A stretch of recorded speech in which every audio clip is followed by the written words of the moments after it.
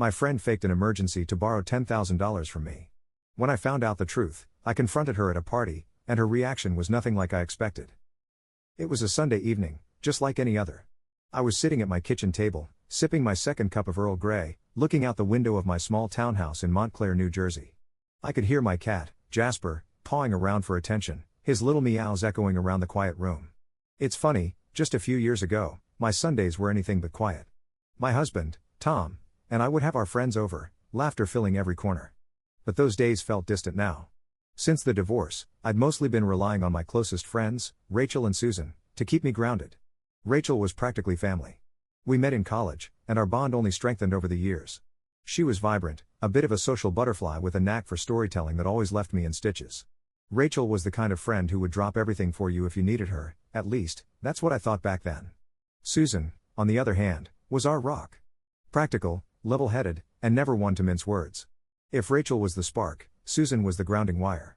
And between the two of them, I'd gotten through my divorce with some semblance of sanity. I was pulling out my phone, about to text Rachel to see if she wanted to grab lunch the next day, when it rang in my hand. Rachel's name flashed on the screen. "Hey, Rach." I greeted her warmly. But the moment I heard her voice, my heart sank. "Diane," she choked out, and I could tell she'd been crying. Oh God. I didn't know who else to call. I sat up straighter. "What's wrong? Are you okay?" It's my brother, Keith," she managed between sobs. "He was in a car accident back in Ohio." "It's bad, Diane. Really bad." My chest tightened. "Oh no. Rachel, I'm so sorry. What happened?" She took a shaky breath, as if gathering herself. "He's in the hospital. They're saying he needs surgery, but it's complicated. The insurance won't cover all of it, and..."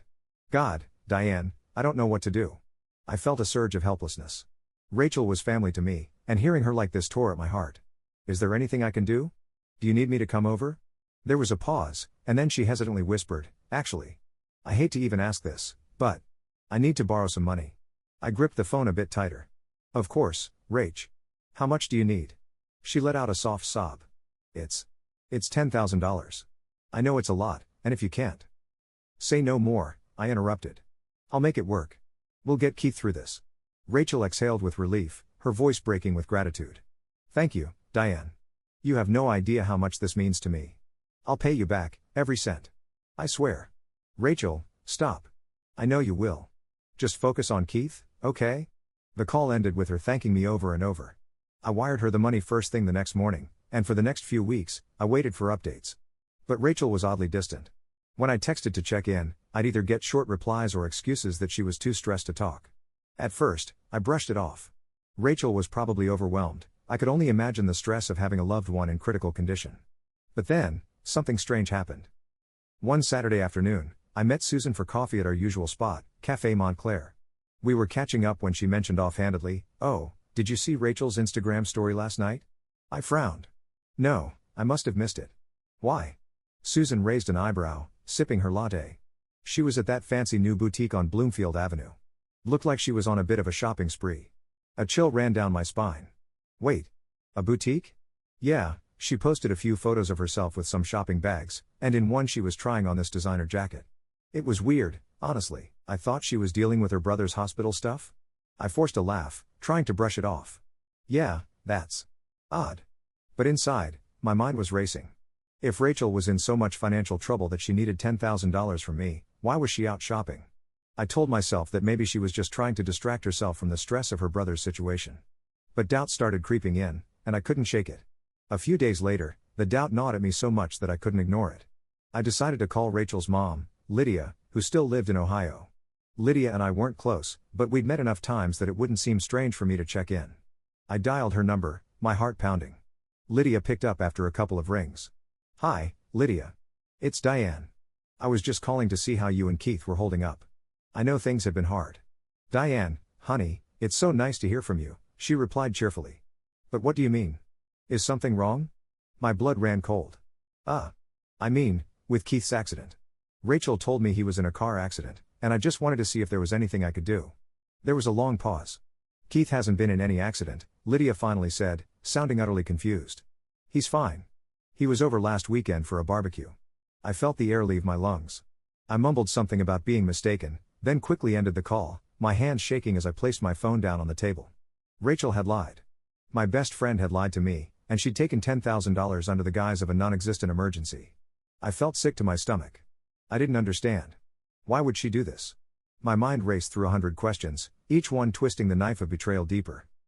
A week later, our mutual friend Kim invited us all to her birthday party. I knew Rachel would be there, and I decided it was time for answers.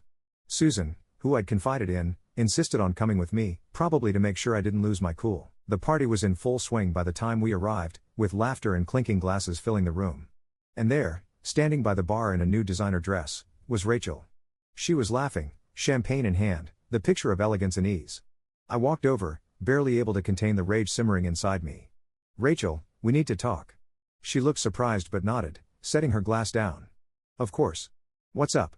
I glanced around, making sure we had some privacy. "I talked to Lydia. She told me Keith hasn't been in any accident. Care to explain?" Her face turned white. She opened her mouth, then closed it, clearly scrambling for words. "You lied to me, Rachel. You told me your brother was in an accident so you could borrow $10,000. Why?" She looked down, fiddling with her ring, her voice barely above a whisper. I didn't know how else to ask for help, Diane." Susan stepped forward, arms crossed. "Help with what? Shopping for designer clothes? Going out every weekend?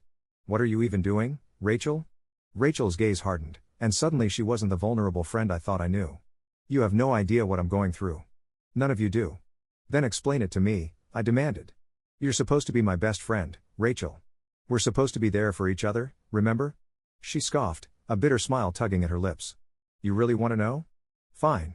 I'm in debt. A lot of debt. Credit cards, personal loans. I was drowning, Diane. But you wouldn't understand because you have your life together, with your nice job and your little townhouse." My chest tightened with a mix of anger and sadness. "I would have helped you, Rachel. If you'd been honest with me, I would have done everything I could to help. But lying? Manipulating me with a fake emergency?" She glared at me, her face a mask of resentment. "I didn't need a lecture, I needed cash. You don't get it, Diane. Not everyone has it as easy as you." I felt a rush of hurt and fury. "Easy? Do you have any idea what I went through during my divorce? I never lied to you, Rachel. I trusted you. I thought of you as family." Rachel looked away, and for a moment, I thought I saw a flicker of regret. But she quickly masked it, her expression hardening. "I don't expect you to understand." Susan, who'd been watching silently, finally spoke up. "You don't expect us to understand because you don't even understand what you've done.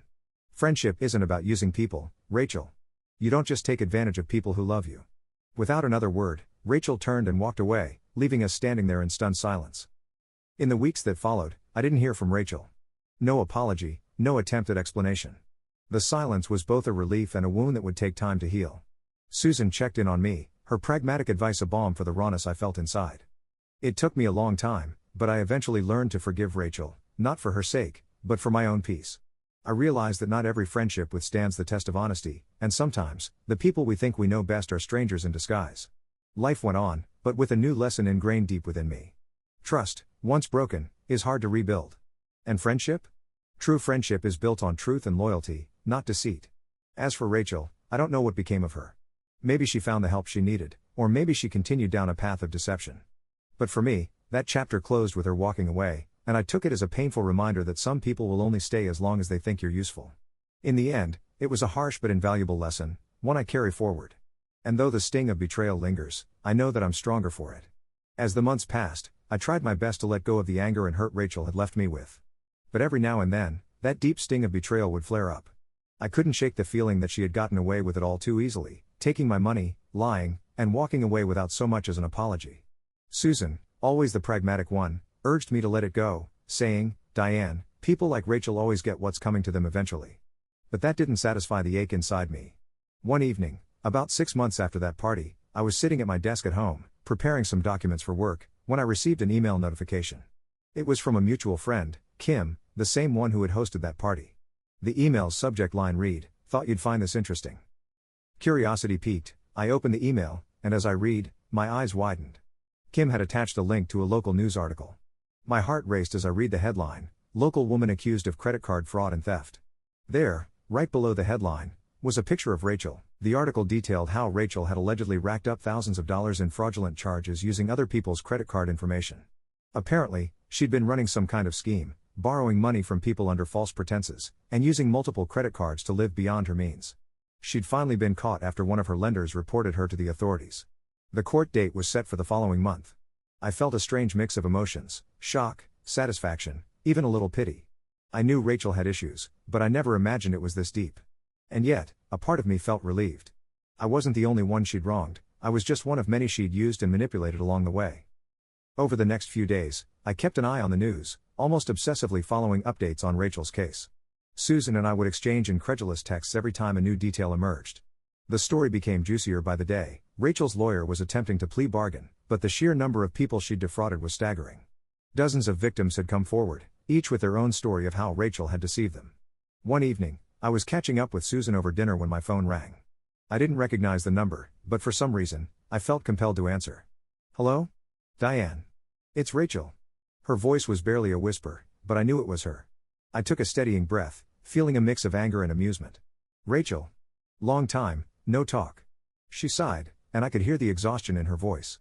I didn't know who else to call." "I don't have anyone else." "That's not surprising, considering you've scammed half the town," I replied coldly.